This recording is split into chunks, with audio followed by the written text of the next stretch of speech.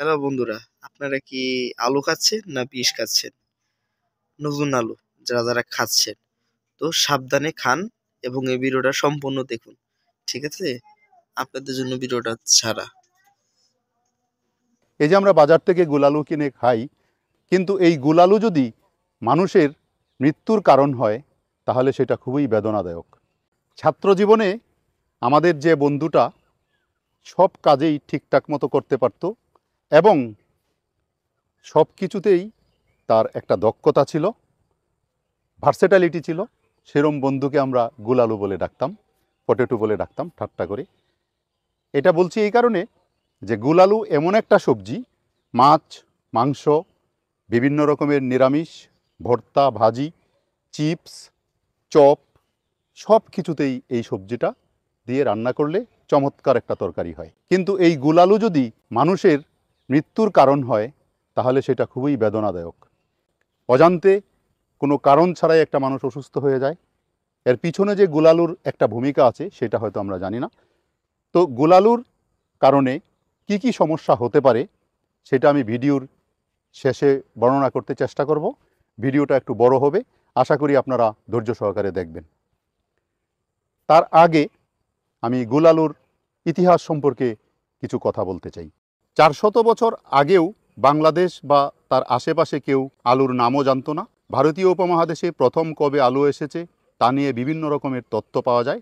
BBC হতে প্রাপ্ত তথ্য অনুযায়ী পর্তুগিজ নাবিকরা ভারতবর্ষে প্রথম আলু নিয়ে আসে বলে ধারণা করা হয়। পর্তুগিজরা দীর্ঘ সময় ধরে আলু জাহাজে করে নিয়ে আসতো।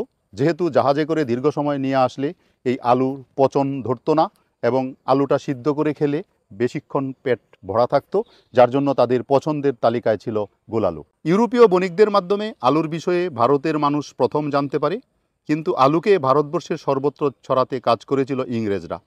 ব্রিটিশ আমলে ভারতবর্ষ তথা বাংলার প্রথম গভর্নর জেনারেল ছিলেন ওয়ারেন হেস্টিংস। তিনি 1772 থেকে 1785 সাল পর্যন্ত টানা 13 বছর দায়িত্বে থাকাকালে নিজ উদ্যোগে আলুর চাষ করেছিলেন।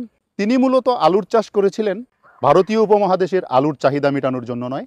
তিনি আলুর চাষ করেছিলেন সেই আলু চাষ করে ইউরোপে সেই আলু রপ্তানি করবেন এবং রপ্তানি করে তিনি কিছু পয়সা উপার্জন করবেন। তার হাত ধরেই ভারতের পশ্চিম উপকূল শহর মুম্বাইয়ে আলু চাষের বিস্তার লাভ করে এবং ব্যাপক জনপ্রিয়তা পায়। 1847 সালে ইংল্যান্ড থেকে প্রকাশিত দ্য গার্ডেনিং মান্থলি ম্যাগাজিনের একটি সংখ্যায় ভারতে আলু চাষ সম্পর্কে প্রথম তথ্য পাওয়া যায়। পরে অষ্টাদশ শতকের শেষের দিকে উত্তর ভারত ও বাংলায় ব্রিটিশরা আলু চাষের প্রচলন করেন। আলু চাষ শুরু হয় উত্তরাখণ্ড রাজ্যের পাহাড়ি এলাকা নৈনিতালে। সেখান থেকে আলু চাষ শুরু হয় ভারতের মেঘালয় রাজ্যের চেরাপুঞ্জিতে। তারপর এই আলু ধীরে ধীরে কলকাতা এবং তার পার্শ্ববর্তী এলাকাসমূহে চাষ শুরু হয় এবং এই বাংলার বিভিন্ন ঘরে ঘরে আলু ঢুকে যায়। এবার আসা যাক আলু কী কারণে বিষাক্ত হতে পারে। আলু যখন আমরা কিনে খাই এবং আলুর যখন অঙ্কুর গজায়, অঙ্কুর গজানোর সময় পুরনো আলু বিশেষ করে সেই আলুতে দেখা যায় যে অঙ্কুরের নিচে সবুজ একটা অংশ থাকে, অথবা কোনো নতুন আলু যদি আপনারা মাটির তল থেকে উঠান তাহলে মাঝে মধ্যে দেখবেন যে আলুটা একটু সবুজ রঙের হয়। এই সবুজ রঙের যে বিষয়টা সেটা হচ্ছে সোলানিন নামক একটা গ্লাইকো অ্যালকালয়েডের কারণে এটা হয়। এই যে গ্লাইকো অ্যালকালয়েডটা অত্যন্ত বিষাক্ত। সোলানেসি পরিবারভুক্ত উদ্ভিদে এই সোলানিন গ্লাইকো অ্যালকালয়েডটা পাওয়া যায়। যদি আলুটা ভালো করে না ছিলে, সবুজ অংশটা না ফেলে আপনি এটা রান্না করে খান তাহলে এর থেকে সোলানিন আপনার দেহে প্রবেশ করতে পারে। সোলানিন দেহে প্রবেশ করে নসিয়া, ভমিটিং, মাথা ব্যথা, বিভিন্ন রকমের উপসর্গ দেখা দিতে পারে। এটা যদি কম খান তাহলে এই সমস্যাটা হবে। আর যদি বেশি পরিমাণে খেয়ে ফেলেন তাহলে আপনার দেহে স্নায়বিক সমস্যা হবে।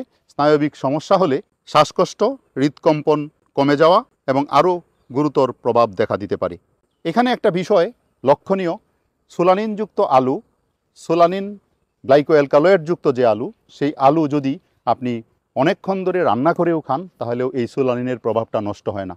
সো দ্যাট আলু খেতে হলে অবশ্যই আপনারা লক্ষ্য রাখবেন যে আলুটা গ্রিনিশ কিনা, সবুজ ভাব আছে কিনা, এবং যদি সেটা অঙ্কুরিত আলু হয় তাহলে আলুর যে অঙ্কুর তার নিচের যে অংশটা একটু গ্রিনিশ হয় সেটা আছে কিনা দেখে নেবেন। এর থেকে পরিত্রাণের একটা উপায় আছে, সেটা হচ্ছে আলুটা যখন আপনি কাটবেন বেশি পরিমাণে কেটে উপর থেকে ফেলে দিবেন, তাহলে সোলানিনটা চলে যাবে, সেই আলু রান্না করে খেলে আপনার কোনো ক্ষতি হবে না। না জেনে যদি একটি আলুকে কিনে, যেহেতু আলুর দাম অনেক বেশি, আলু কিনে যদি আপনি এভাবে রান্না করে খেয়ে ফেলেন আলুর যে সবুজ অংশটা, তাহলে আপনার স্বাস্থ্যের জন্য অত্যন্ত মারাত্মক সমস্যার সৃষ্টি করতে পারে। সুতরাং অঙ্কুরিত আলু খাওয়া থেকে বিরত থাকুন। যদি নতুন আলু হয়, ক্ষেত থেকে উঠানোর পর যদি সবুজ অংশ থাকে সেটা ফেলে দিয়ে খেতে চেষ্টা করবেন। এবং এই জিনিসগুলি যদি আপনি ভালোভাবে একটু নিবিড়ভাবে পর্যবেক্ষণ করেন, তাহলে অনাকাঙ্ক্ষিত যে সমস্যাগুলি আছে সোলানিনের প্রভাবে, সেই সমস্যা থেকে